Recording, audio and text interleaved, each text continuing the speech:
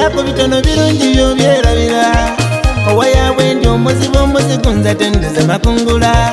tugira bwena kutaasa wazibunga n'ababo bakwesambye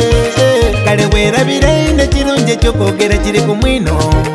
ensi eno madala emberye kuba mwino mewafuna ekyenkyo abantu mubesige katono nebyokuwaya muwayire ino bitono abantu mubesige katono nebyokuwaya muwayire ino bitono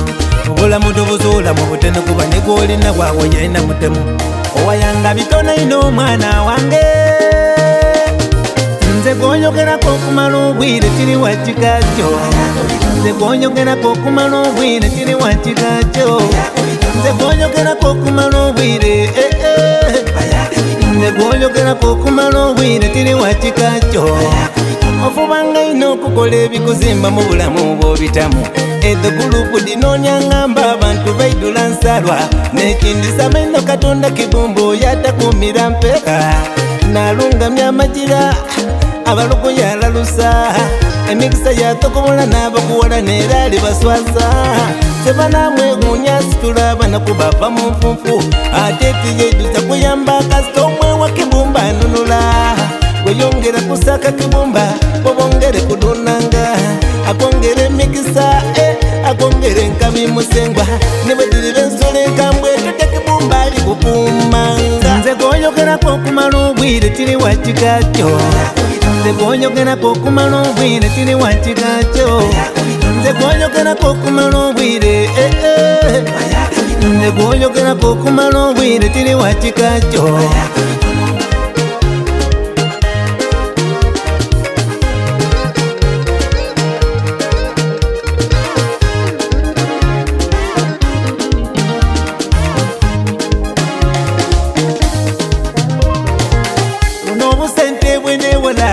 uno obugoye nze bwendoza uno obumere nze bwensuza dina emotoka dempangisa kati obulamu nalokolwa ebyange yesu nanwanira kati zibenzi mwenjogera era zakedi zempangiza ofubanga ino okukola ebintu ebijja mu myaka gyo olwabwe iwe osigaliremu nakulamba abaana bo iwe lwanisa newogera kati fungiza ono iwe lwanisa newogera kati fungiza oyo sitaani mwewale nibwakola atya tomwiriza nze gwonyogerako okumala obwire tiri wakikakyo nze gwonyogerako okumala obwire tiri wakikakyo nze gwonyogerako okumala obwire nze gwonyogerako okumala obwire tiri wakikakyo nze gwonyogerako okumala obwire tiri wakikakyo